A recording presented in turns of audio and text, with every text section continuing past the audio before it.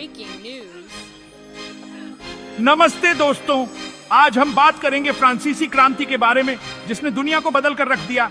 यह एक ऐसा दौर था जब फ्रांस की जनता ने राजशाही, सामाजिक असमानता और अन्याय के खिलाफ आवाज उठाई।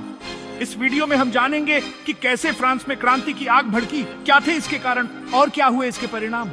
हम उन प्रमुख घटनाओं और व्यक्तियों के बारे में भी चर्चा करेंगे जिन्होंने इस क्रांति को आकार दिया।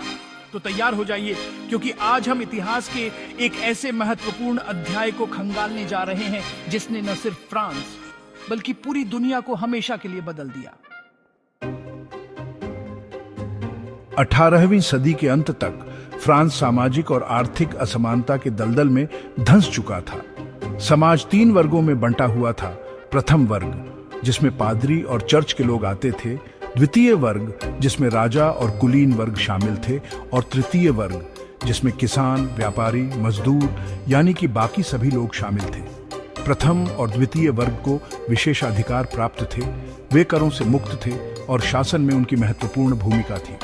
दूसरी ओर तृतीय वर्ग, जो कि आबादी का सबसे बड़ा हिस्सा था, पर करों का भारी बोझ था और उन्हें बुनियादी अधिकारों से भी वंचित रखा जाता था। यह असमानता क्रांति का एक प्रमुख कारण बनी। फ्रांसीसी क्रांति का एक और महत्वपूर्ण कारण था देश की खस्ता आर्थिक हालत। लगातार युद्धों, खासकर अमेरिकी क्रांति में फ्रांस की भागीदारी ने राजकोष को खाली कर दिया था। इसके साथ ही फ्रांस की अर्थव्यवस्था कृषि पर बहुत अधिक निर्भर थी और 1780 के दशक में फसल खराब होने से अकाल और महंगाई बढ़ गई। रोटी की कीमतें आसमान छूने लगी, जिससे आम जनता का जीवन दूभर हो गया।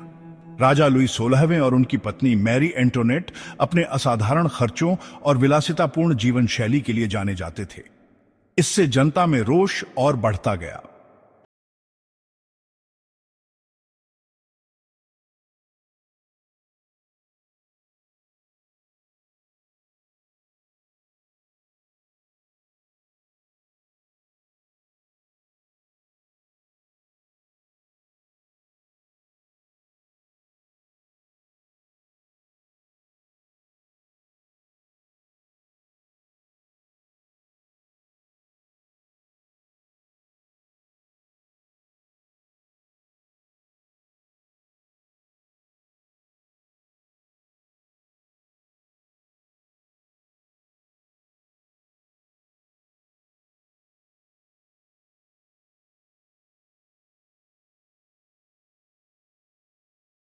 उन्हें फ्रांसीसी क्रांति में महत्वपूर्ण भूमिका निभाई। चैप्टर 4, कमजोर राजा और भ्रष्ट शासन। राजा लुई 16वें एक कमजोर और अयोग्य शासक साबित हुए। वे देश की समस्याओं को समझने और उनसे निपटने में असमर्थ थे। उनकी पत्नी रानी मैरी एंटोनेट अपनी विलासितापूर्ण जीवन शैली और राजनीति में हस्तक्षेप के लिए बदनाम थी। जनता राजशाही को भ्रष्ट और अत्याचारी मानती थी। कर वसूली का तरीका भी बहुत ही अनुचित था, जिसमें तृतीय वर्ग को सबसे अधिक बोझ उठाना पड़ता था। इस भ्रष्ट और अक्षम शासन व्यवस्था ने फ्रांसीसी क्रांति के लिए अनुकूल परिस्थितियां पैदा की। चैप्टर 5, एस्टेट्स जनरल और नेशनल असेंबली 1789। बढ़ते आर्थिक संकट से निपटने के लिए राजा लुई 16वें ने मई 1789 में एस्टेट्स जनरल बुलाई, जो कि फ्रांस की एक पुरानी संस्था थी जिसमें तीनों वर्गों के प्रतिनिधि शामिल होते थे। तृतीय वर्ग के प्रतिनिधियों ने मांग की कि मतदान व्यवस्था में बदलाव किया जाए और प्रत्येक प्रतिनिधि को एक वोट दिया जाए। जब उनकी मांग को अस्वीकार कर दिया गया तो उन्होंने खुद को नेशनल असेंबली घोषित कर दिया और एक नए संविधान का मसौदा तैयार करने का संकल्प लिया। चैप्टर 6, बेस्टिल दुर्ग का पतन 14 जुलाई 1789। नेशनल असेंबली के गठन के बाद पेरिस में तनाव और बढ़ गया।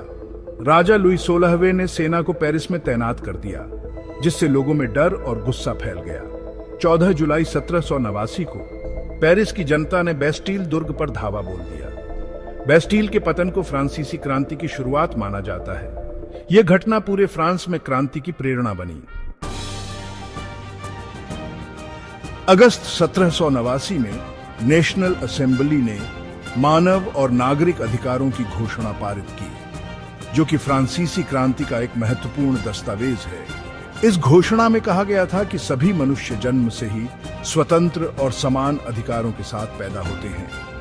इसमें स्वतंत्रता, संपत्ति, सुरक्षा और अत्याचार के खिलाफ विरोध करने के अधिकार को मान्यता दी गई थी। यह घोषणा प्रबुद्धता के आदर्शों पर आधारित थी और इसने फ्रांस में एक नए युग की शुरुआत का संकेत दिया। क्रांति के बाद राजा लुई 16वें और रानी मैरी एंटोनेट को नजरबंद कर लिया गया था। उन पर देशद्रोह का आरोप लगाया गया क्योंकि वे क्रांतिकारियों के साथ समझौता करने को तैयार नहीं थे और विदेशी ताकतों से मदद मांग रहे थे। जनवरी 1793 में लुई 16वें को गिलोटिन द्वारा मृत्यु दंड दे दिया गया। कुछ महीनों बाद अक्टूबर 1793 में मैरी एंटोनेट को भी मौत के घाट उतार दिया गया। राजा और रानी की मौत ने फ्रांसीसी क्रांति को एक नया मोड़ दिया। इससे राजशाही का अंत हो गया और फ्रांस एक गणराज्य बन गया। राजा और रानी की मौत के बाद फ्रांसीसी क्रांति एक हिंसक दौर में प्रवेश कर गई, जिसे आतंक का राज्य कहा जाता है। यह दौर 1793 से 1794 तक चला। इस दौरान मैक्सिमिलियन रोबेस्पियर के नेतृत्व में सार्वजनिक सुरक्षा समिति ने क्रांति के दुश्मनों को खत्म करने के नाम पर हजारों लोगों को मौत के घाट उतार दिया। कोई भी व्यक्ति सुरक्षित नहीं था, क्योंकि किसी पर भी देशद्रोह का आरोप लगाया जा सकता था और उसे बिना किसी मुकदमे के मौत की सजा दी जा सकती थी। 1794 में रोबेस्पियर को खुद ही गिरा दिया गया और उसे फांसी दे दी गई। इसके बाद फ्रांस में एक नया संविधान लागू किया गया और एक नई सरकार बनी। हालांकि फ्रांस अभी भी अस्थिर था। नई सरकार कमजोर थी और देश आर्थिक और सामाजिक समस्याओं से जूझ रहा था। ऐसे में एक महत्वाकांक्षी सैन्य नेता नेपोलियन बोनापार्ट ने 1799 में तख्ता पलट करके सत्ता हथिया ली। नेपोलियन ने खुद को फ्रांस का प्रथम कौंसल घोषित कर दिया। तो दोस्तों, यह थी फ्रांसीसी क्रांति की कहानी। यह एक जटिल और बहुआयामी घटना थी, जिसमें हिंसा और रक्तपात के साथ साथ आदर्शवाद और प्रगतिशीलता भी थी।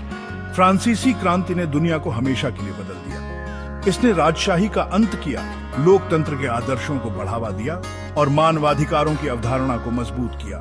अगर आपको यह वीडियो पसंद आया हो तो लाइक और सब्सक्राइब करना न भूलें। धन्यवाद।